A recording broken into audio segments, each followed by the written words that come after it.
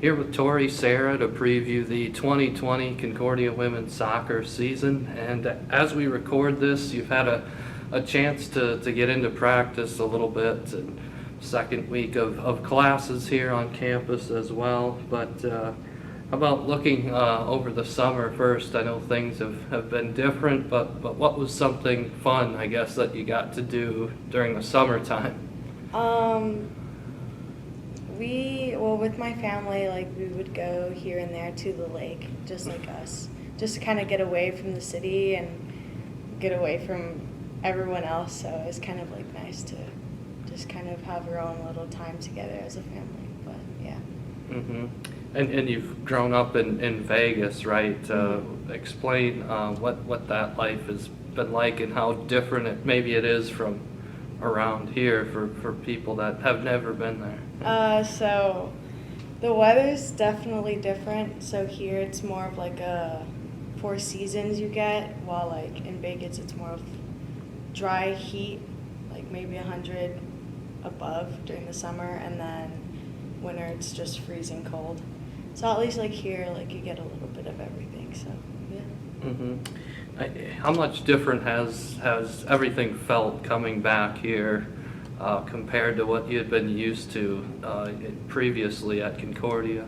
So we're starting school a lot earlier, so that's a little bit different. So and then also our preseason it was styled a little bit differently because we came a week earlier compared to 2 weeks earlier, so we have a little more time to kind of have more team stuff and actually practice. But now, like, we weren't able to practice until the 15th, so just this past week. So yeah, that's definitely like a change compared to the other seasons. Yeah. How are things designed, I guess, to take advantage of the time that you do have? How are you maximizing this preseason as much as you can, even though it's different? So usually on the weekends we wouldn't have any trainings or practice of that sort, and like now like these past 2 weeks we're having 2 practices on Saturday and we're gonna practice on Sunday, so that's just more extra training that we can get in.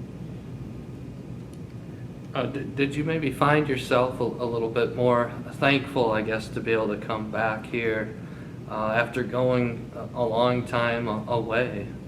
Yeah, so especially like senior now, I think we have to appreciate everything that we have, and like I know that other people don't have that opportunity, but we're just trying to make the best of everything that we have and just be optimistic with the season right now.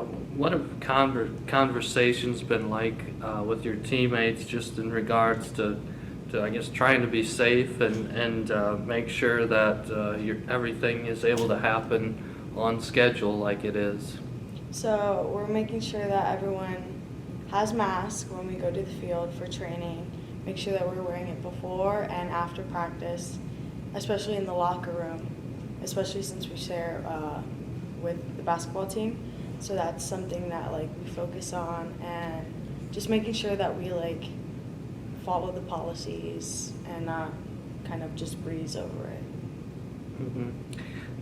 Taking a look back first at last season too, you have a loss in the conference tournament quarterfinals. You've obviously been a part of some good teams here too, but how does that motivate you a little bit to want to get back to being a conference championship contender? So yeah, we didn't end the last season like we wanted it to, but I think that just drives like myself and the rest of the team to just push more this season to like be able to reach levels that we know that we can reach. So I think like that's definitely a drive for this year. Yeah. How about with Coach Goins, another new head coach for you? What have you noticed about just the way he runs a practice session and how the team is responding to that so far?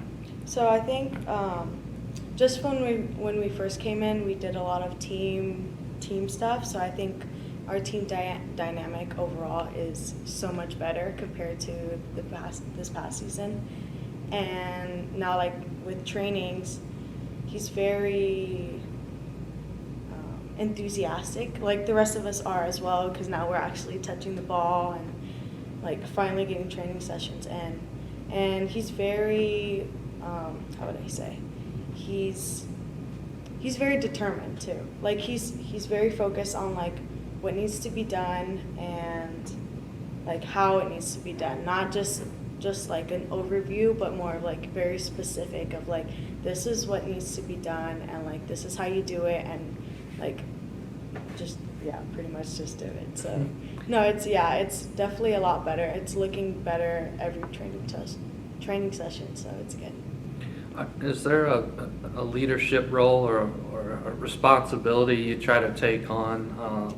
Just people like you and Lindsay Carley and Michaela Tweedo that have played a lot of minutes for this program.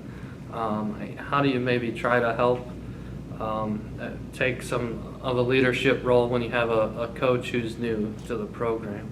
So we just make sure that we're keeping everyone on the same page and kind of just relay that with the rest of the girls, and just trying to keep us united as possible, because we never know what's going to happen. So we're trying to just keep everyone optimistic and focused in on the now.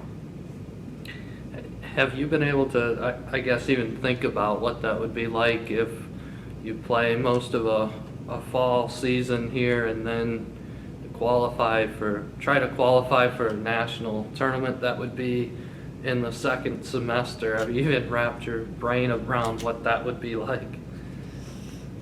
Yeah, I have no idea. I'm just so used to like these past 3 years of just the way that we've always done it. So like now it's kind of just an adjustment, but I don't know. That would definitely be interesting how like we'll go into the next spring for that. So yeah. Mm-hmm. Well, it would be a good problem to have to figure out how to make that work. But just lastly, again about your hometown, a lot of people, when they think of Vegas, they think of course, the downtown and the Strip and casinos. What's something maybe some people might not realize about Vegas that haven't been there or haven't lived there? So there's other stuff other than the Strip. So like for me, it's actually pretty small. So it's not as big as what people think it is. But like from where I live on the outskirts, and it's maybe like a 30-minute drive to the Strip. So it's not like that far. And it's not like as tame as people think it is, or like as crazy as like what movies perceive it as. So it's like right now it's pretty tame. Like there's not much people on the Strip now, so yeah. There's a lot of misconceptions, you're saying, right?